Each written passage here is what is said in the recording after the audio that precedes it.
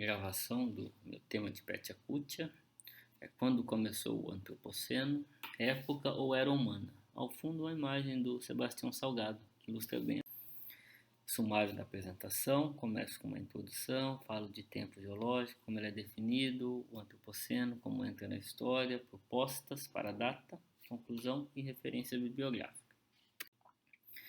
Bom, esse é um termo já antigo, do século XIX, porém ele ficou muito famoso a partir de 2000 com a publicação do Paul Crutzen.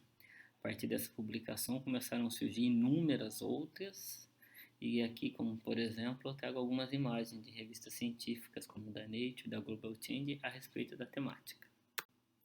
Bom, o tempo geológico ele é dividido em eras e períodos.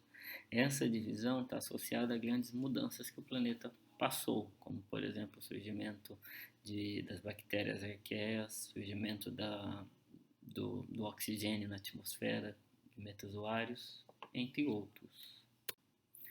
E aí, como que é feito esse estudo? Principalmente através dos fósseis, dessa sucessão biológica, o mecanismo de evolução, entre outros. Cada período teria o que a gente chama aqui de uma idade, baseada num fóssil, e é o que a gente chama de datação relativa.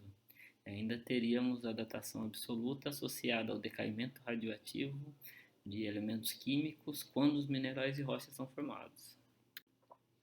E aí a primeira grande característica seria esse registro em rocha, como por exemplo aqui alguns fósseis de vegetais, espécies vegetais, fósseis da biota de Qinjiang, que está trazendo muita informação a respeito da explosão do Cambriano, novas espécies, questões de data, ou por exemplo pinturas rupestres, que seriam mais recentes, associadas à Serra da Capivara.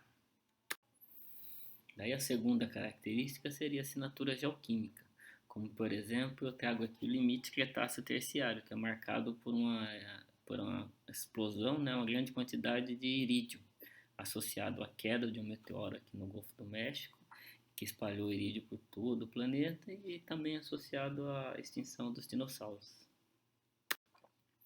A terceira característica seria a rastreabilidade em larga escala, como por exemplo na separação do Brasil-África, eu consigo contar essa história tanto do lado do Brasil quanto da África, rastreando pelas rochas, ou seja, em larga escala e ao longo do tempo geológico eu consigo ver essa sucessão.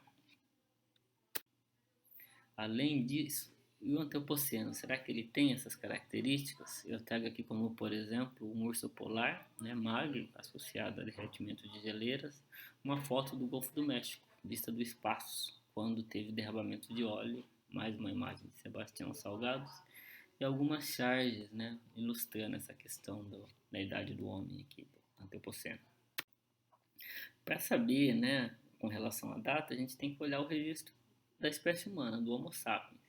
Cresceu muito a espécie, chegando a 8 bilhões em 2020, muito rápido, deixando registros em vários locais, seja em questões socioeconômicas, quanto questões da dinâmica da Terra.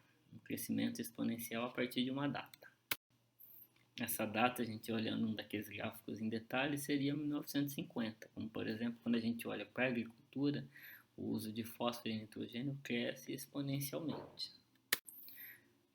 Outro registro seria o CO2 atmosférico, que ele está modelos indicam em torno de 4.000 ppm no Paleozoico. Quando a gente olha aqui para o Pleistoceno, o Plioceno chega em torno de 280, e no recente ele cresce exponencialmente, chegando a 410 ppm. Uma outra característica seria as assinaturas geoquímicas. Então, se a gente olhar, por exemplo, esses compostos orgânicos como PCBs, ao longo de testemunhos lacustres, a gente vai datando e vê que esse aumento desses PCBs aumentam nessa mesma data, em torno de 1950 a 60. A mesma coisa para o composto tipo chumbo, também cresce. Mas em termos de registro de rocha, se a gente olhar, por exemplo, alumínio, plástico, fibras, concreto, cresce também. É o que a gente chama a partir dessa data, de 1950, e isso vai acabar caindo nos estratos rochosos, os estratos sedimentares recentes, formando o que a gente chama de tectofósseis, que seria esse registro em rochas. E o fóssil guia, um exemplo aqui de um cão doméstico, mas não seria ele, né? O nosso candidato seria os animais de consumo, né? Como, por exemplo, galinhas, porcos e o gado, né? Que também crescem a partir dessa mesma data. E se algumas espécies crescem, a grande maioria está entrando em extinção, né? Tem um número grande de extinção a partir do recente, aí, principalmente de anfíbios e mamíferos. E aumento da temperatura média do planeta, também crescendo muito a partir de 1950. Ou seja, eu acho que a gente pode dizer que a gente tem uma datinha aqui para o início do Antropoceno, né? Por Crutzen, ele falou na pós-evolução industrial. Alguns arqueólogos, antropólogos acham que essa data teria que ser quando o Sapiens chega em todos os continentes. Para a promissão estratigráfica seria essa data de 1950, no pós-Segunda Guerra. E aí, a principal característica seriam esses turning points, que seriam pontos de mudança de biomas, por exemplo, ou seja, desmatamento da floresta amazônica. A partir de tal ponto ela não retorna, e aí a gente tem vários desses pontos que se refletem em todo o planeta. Ou seja, podemos concluir que temos sim um antropoceno para o pós-Segunda Guerra, é o que eu acho mais interessante também, associado às diversas mudanças que a espécie Homo sapiens fez no planeta. Era isso que eu tinha para apresentar. Muito obrigado a todos. As referências que eu utilizei no trabalho. Forte abraço. Boa noite.